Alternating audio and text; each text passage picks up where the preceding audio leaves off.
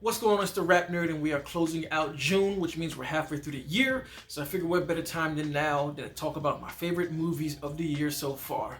I was going to do a top 10, but I figured I would do a top 15 because there are some movies that didn't quite crack the top 10, but I still wanted to give my kudos for because I really enjoyed them.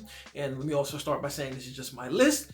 If it doesn't go along with what you think, this is not a slam dunk on you and your opinion, all right? Always gotta say that because YouTube comments, they tend to run with stuff. And I'm also gonna say I'm not gonna talk a lot about the plot lines of these films. I might say something here and there, but I have a review for every single movie on my channel. So if you want to know more of my thoughts, you usually just go to the playlist of 2023 movie reviews. So let's go ahead and get it started. Okay, to start the list off at number 15, I have The Angry Black Girl and Her Monster. This is a story about a young girl who loses her brother to gun violence and gang violence in her neighborhood, and she's super smart and she understands science, so she kind of brings him back to life in a Frankenstein-esque story. And her brother comes back and he's pretty much a monster, and it goes on this like killing spree for the most part. And usually I don't like movies, black movies specifically, that use oppression and trauma as the driving force. I feel like we can do stories without that, but this one, it does make sense, and I feel like they did it well, because not only is it like a psychological metaphor about what you can be as a monster and these other things, to really delve deep into like this kind of lifestyle. And I think the lifestyle is pretty accurate, so I really like that. But it's also a straight up horror movie. Honestly, there are some terrifying things that happen, some really scary imagery, some really brutal kills. All the performances work well. It's shot beautifully. All around, it blew me away, really, because I was expecting it to be just something that was ham-fisted, but really great piece of work. So I had to put this on my favorites list at number 15. Number 14 is The Flash.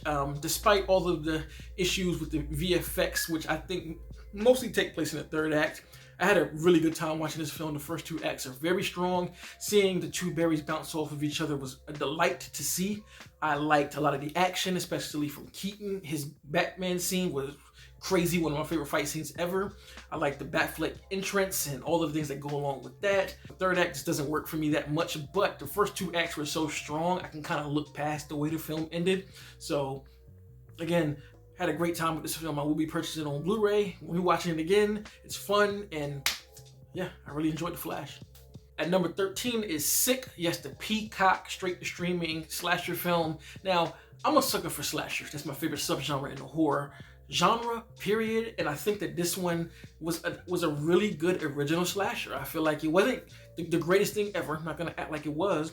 I actually really enjoyed it. I liked the camera work. I liked how they went handheld, and that really made the experience a lot more visceral, with it being so personal with that style of shooting.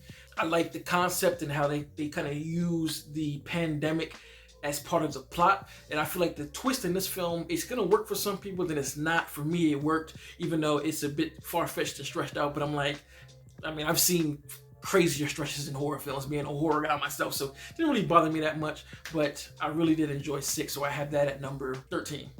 Number 12, I have Beau is Afraid, a 3-hour clusterfuck of a movie that's just crazy and bananas, that even if I explain it to you, like I said in my review, it's a movie you have to see for yourself. It's crazy, it has real life fears, it has thrills. There were moments I was on the edge of my seat, there were moments I was scratching my head like, what? But all in all, it is a really good ride, and I think the story is a lot more linear than what it's led on to be. I think some people act like this is the wildest shit they've ever seen, but to me, I follow the story pretty well from start to finish. Of course, there are some metaphorical things visually that probably need some explaining, you have to look up, but for the most part, the film works pretty well for me, and I had a good time watching it. Again, it was a thrill ride of a movie for the whole 3 hours. I can't wait to get it on Blu-ray to watch it again, because I want to unpack some of the imagery that I did see, because holy shit. So at number 12, I have Beau is Afraid. At number 11, I have James Gunn's Guardians of the Galaxy Volume 3, and I can definitely say I love this movie. This might be the first James Gunn movie that I can flat out say that I really do love, to be honest with you. I thought the Guardians 1 was cool, Guardians 2 was cool, and Suicide Squad, Peacemaker, all cool, but this one right here, I don't know what it was about it. Maybe it was the journey with all of these characters from volume 1 to now. You get to see the growth and all this stuff between the movies, and seeing them here it was like you kind of know the characters, and I feel like James Gunn stepped this filmmaking up. I think this is his best film easily. The dialogue all works for the most part. The comedy works for the most part. Of course, there's some hits and misses there, but I prefer James Gunn with in this lane than I do the R-rated lane personally, just because the humor in the R-rated movies don't really hit for me. But here, I don't know if it's just a different type of humor, but found it funny. Action was great. There's a wonder in this like hallway that most people are talking about that I found to be really well done, really well shot. A lot of good character moments. CGI looks amazing, which means comic book movies can still look great. Look at this movie and you can see.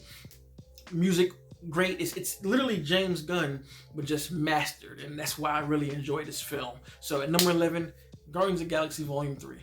Now we're getting into the top 10, so let's go ahead and get it started. At number 10, I have Super Mario Brothers, the movie, and this was just a joy to watch. I saw with my wife and my daughter, had a nice family night, big bowl of popcorn, and it was just everything that I could ask for in a Super Mario movie, especially to be an origin story. It never let up. It like once the movie starts to the finish, you're all the way in. I love all the game references. The story is easy to tell.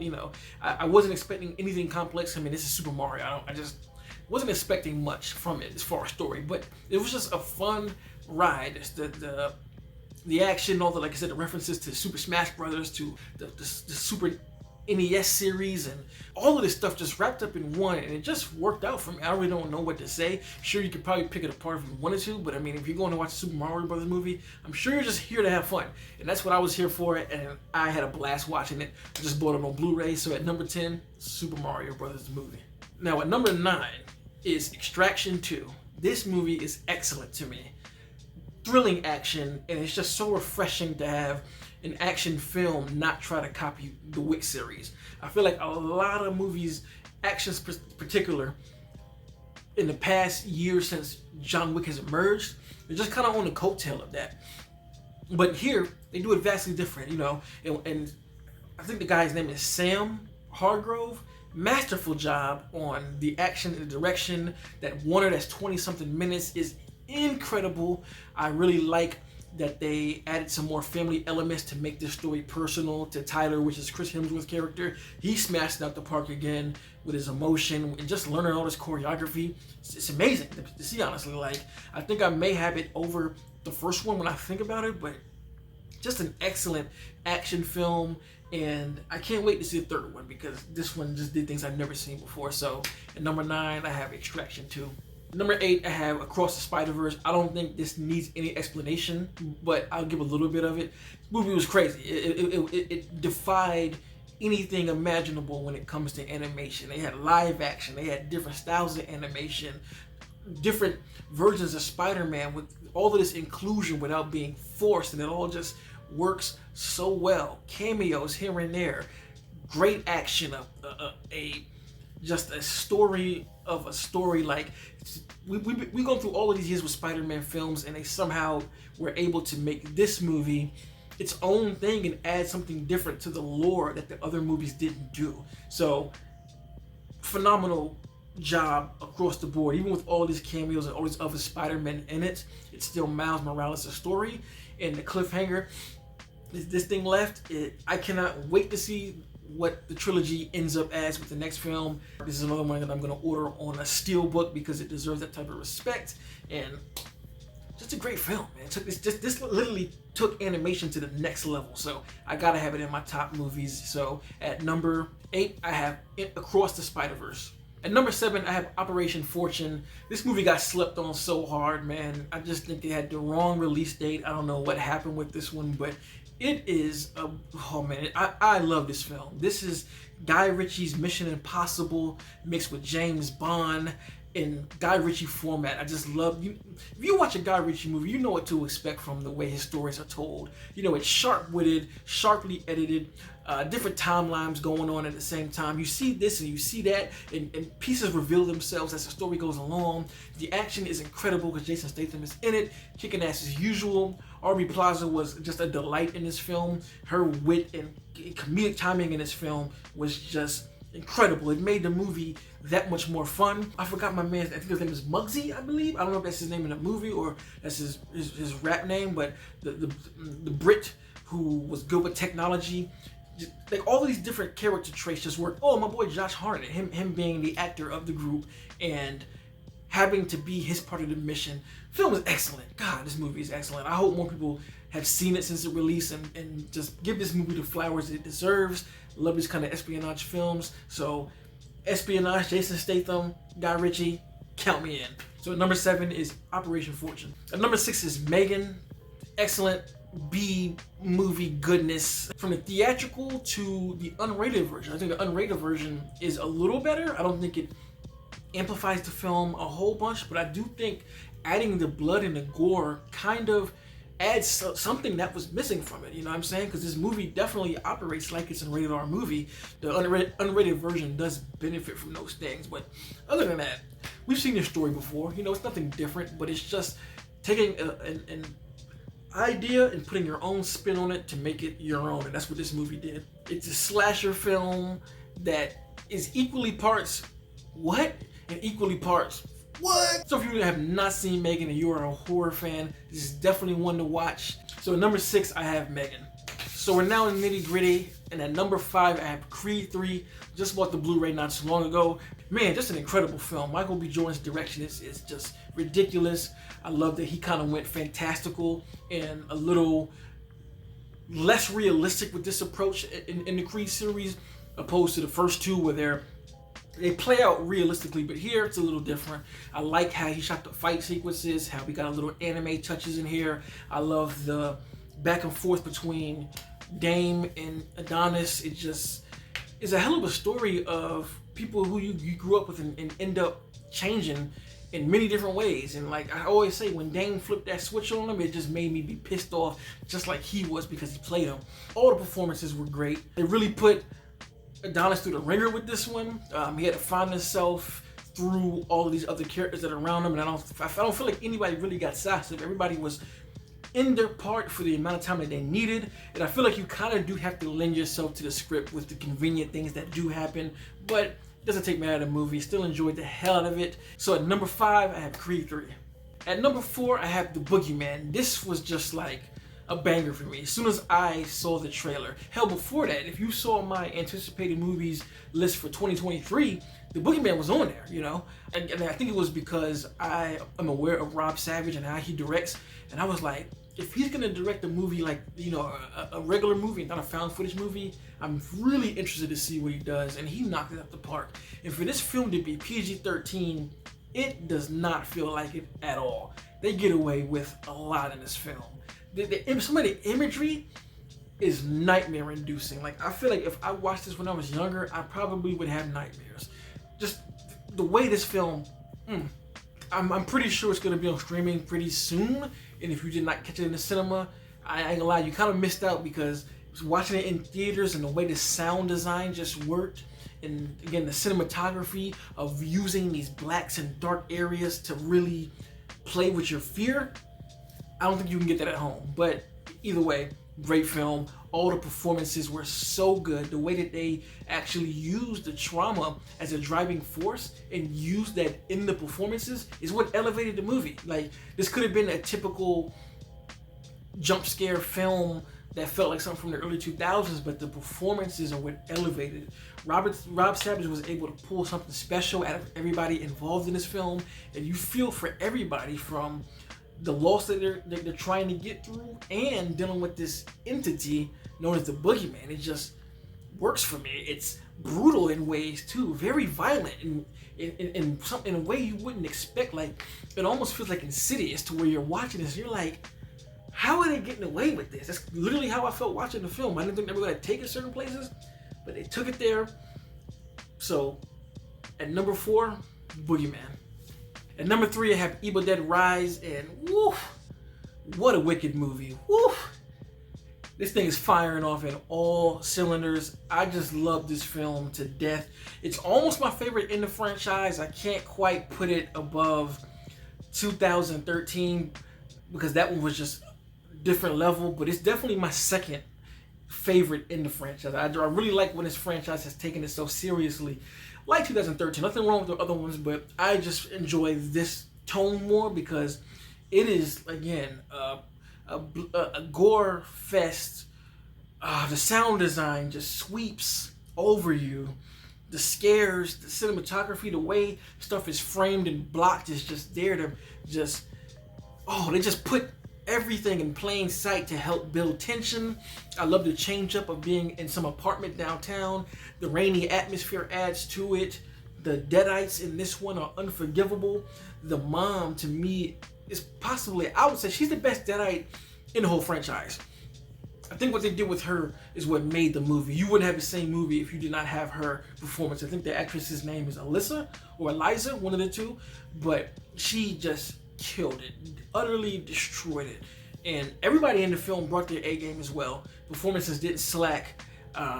Great scares, great makeup effects, great everything in this film, man. Evil Dead Rise, I can't talk about this enough, but I'm going to so that this video is not too long. So at number 3, Evil Dead Rise. At number 2, I have Scream 6, easily my favorite horror film of the year. Set in New York, I mean, that already makes a bias for me. I love New York as just a city, and there aren't too many slashers that take place in New York. So having, New York being the backdrop of this movie amplified the film even more because they make sure that it's a prevalent character of the film. And then it takes place around Halloween, so that's like my other favorite thing. So this movie has 2 of my favorite things working with it. So I can't help but have this so high on my list. I think Ghostface is as brutal as they've ever been in this film. Literally scary. Like, can't get away from him. Like, there are moments in this film where I'm just like, I don't know what I would do in this situation. I really don't know. In all the other Screams, I can say to myself in certain scenes, in a lot of the scenes, really, in every scene, I'm like, I would do this, I would do that, I would do this. But here it's like, what do you do? Like, when he breaks into their apartment, where do you go? You know what I'm saying? Like, that's just one in particular. You're on a subway with a bunch of people dressed up like masks. What do? You know what I mean? Like, it did a lot of that, and it's just very, very brutal in the way it went about itself. So this is another movie that I can talk about for ages. Oh, what a movie. I cannot wait to buy this on a steelbook. So at number 2, I have Scream 6. Now, at number 1, you can probably guess it, I have John Wick Chapter 4. It's just an action masterpiece, mythical, epic martial arts film like I've never seen before. I don't even know what I can compare this to because, again, I haven't seen a martial arts film like this ever. The closest thing I can think about is The Matrix, but that dabbles in sci-fi, so people might not connect the two. So this is I've never seen no shit like this before, including every single piece of action that you could want. Sword fights on horses, sword fights with guns, gunfights on horses, gunfights in cars, fighting with cars, dragon breath. I didn't even know that was a thing. Jiu-jitsu with guns, karate with swords, all in the backdrop of like some of the most glorious set designs, beautiful set designs, great lighting, awesome performances, and again, action that is just so next level. It made me shake my head while watching the film, just like, how did they do this? 3 big set pieces, and within those set pieces is 3 acts of action. Like, what? Like I said, John Wick now has taken the crown of being like, I'm one of the best action franchises in the game, and you're gonna respect me. And Chapter 4 did that. 3 hours of just action-packed, adrenaline pumping, pure action in its best and highest form possible. I don't even think I need to say more. If you've seen John Wick 4, you know exactly what I mean. So that is my top 15 list for 2023 so far.